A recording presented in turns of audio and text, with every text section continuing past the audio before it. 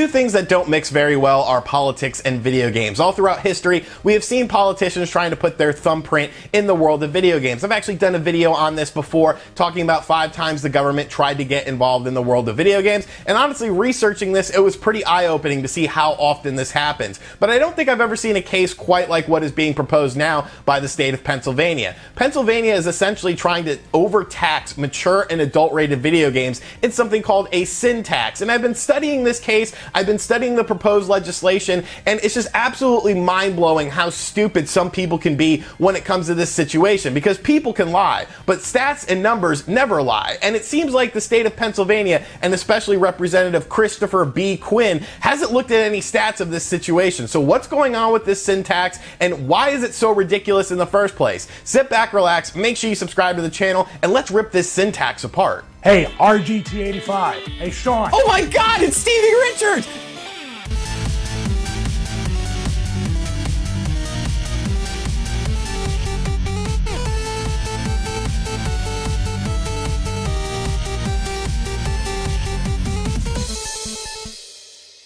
So the brainchild behind House Bill number 109 that is currently seeking legislation in the state of Pennsylvania is this individual, Mr. Christopher B. Quinn. Now, Christopher B. Quinn is a 51-year-old male, and he's been a member of the House of Representatives since 2016 in the state of Pennsylvania. And the basis of this bill is as follows. House Bill number 109 aims to impose a 10% tax on adult and mature-rated video games sold at any retail in addition to any applicable state and local taxes. Money collected will go into a newly created digital protection for school safety account and be used to enhance safety measures in Pennsylvania school districts. Now, I couldn't help but think to myself how vague all of this sounded. Obviously, nothing is mapped out. Percentages, will it be 100% of this tax that will be going to this new division? Will this division even be creative? Because like most states, Pennsylvania does have a bit of a rocky road when it comes to delegating taxpayer funds. It's well documented that the Department of Labor and Industry wasted over $400 million for computer and technology upgrades for their systems, which never occurred. And so what did they do with that? They decided to impose another $130 million to create this fund to get new equipment. So government funds constantly get mismanaged and they get put into places where they shouldn't be put into. So I don't really have much faith in this division being created. But what would be causing this division?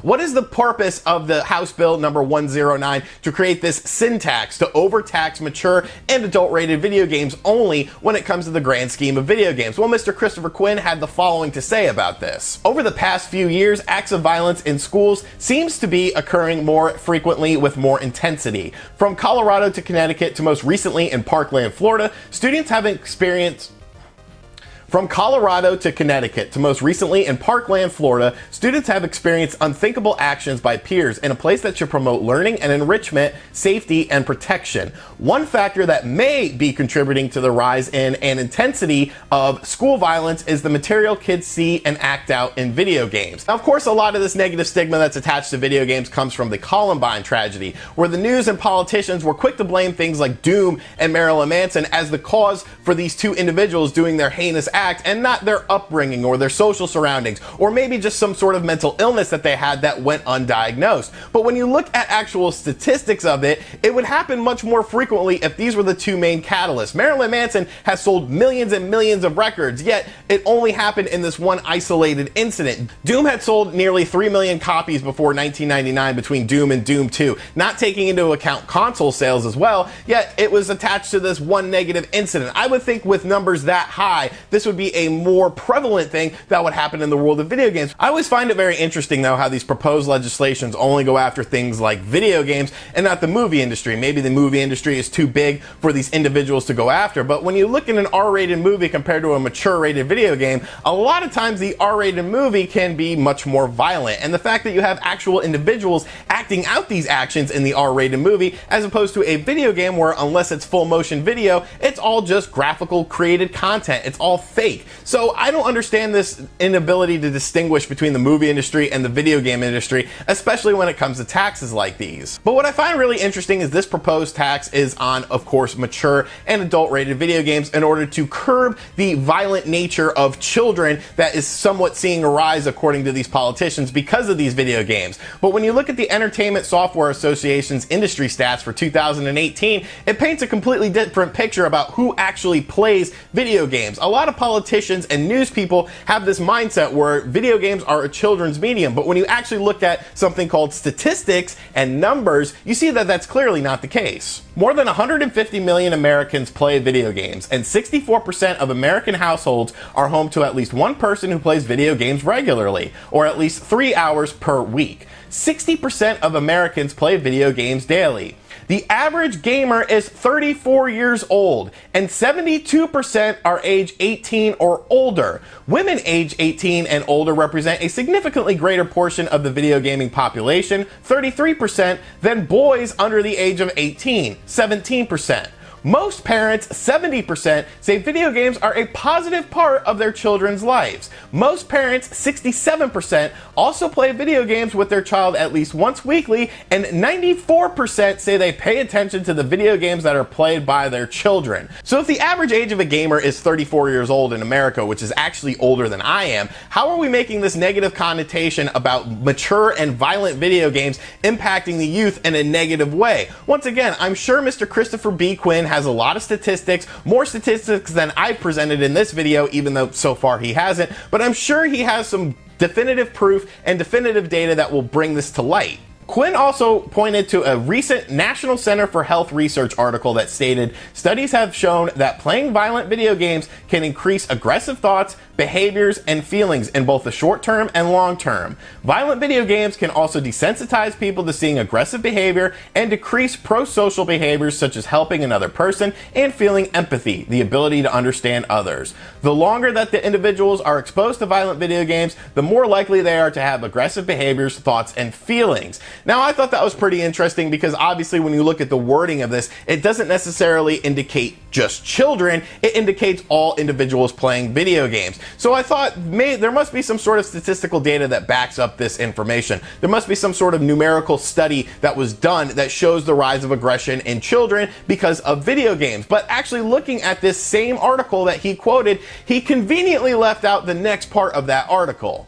It makes sense that since playing violent video games tends to increase the level of aggressive behavior, it would also result in more lethal violence or other criminal behaviors, but there is no clear evidence to support that assumption. So there's no evidence to support this assumption that was just made about video games causing a rise in aggression. Now, aggression in and of itself is not necessarily a bad thing. If I want to work out or I have to do some grueling task that I want to be a bit more motivated for, I'm going to put on something like Amur or Oceano or the Acacia Strain to listen to, or maybe some Big L or 3-6 Mafia, something to get my blood flowing. I'm not going to listen to Michael Jackson to sort of get motivated to do something that's going to require physical labor. That's why when a lot of people work out, they listen to a specific type of music in order to increase their emotions, in order to increase potentially aggression. Aggression in and of itself is not a bad thing. It's what you do with that aggression. But even more so, there is no clear proof that any of this has anything to do with video games. It's just simply an assumption. But the more I thought about this situation and the more I researched this situation, something just came across my mind that completely destroys Mr. Christopher B. Quinn's proposed bill. So this proposed sin tax is a 10% additional tax on mature and adult-rated video games in the state of Pennsylvania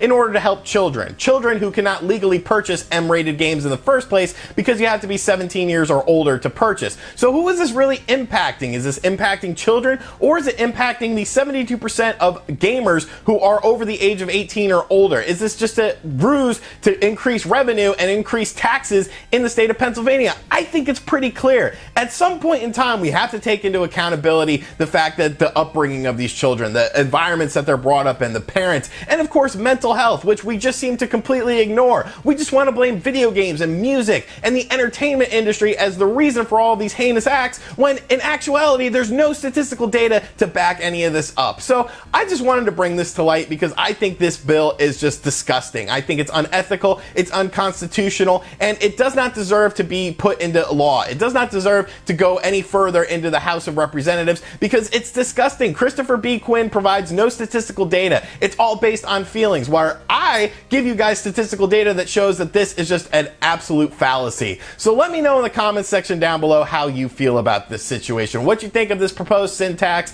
and are you tired of situations like this popping up where video games are regulated to a children's medium and that is the only people that play video games, even though the statistics show a completely different story. And thank you guys for checking out this video. I know it's a little bit different than other things I do on this channel, but it's something I wanted to talk about. It's something that was really striking a chord with me and something very interesting to me. If you guys haven't been following me on social media, I do want to let you guys know I am in the process of moving. I will be sort of from this Wednesday to next Wednesday be in this moving stage, so uploads may be a little bit less frequently, but make sure you guys are subscribed and have notifications turned on. And if you really enjoyed this video, be sure to share it around with your friends, because I think I did a pretty decent job on it, pretty much dissecting this guy's House bill that he's trying to put into account. So let me get some feedback in the comments down below, and as always, I will catch you guys on the next video.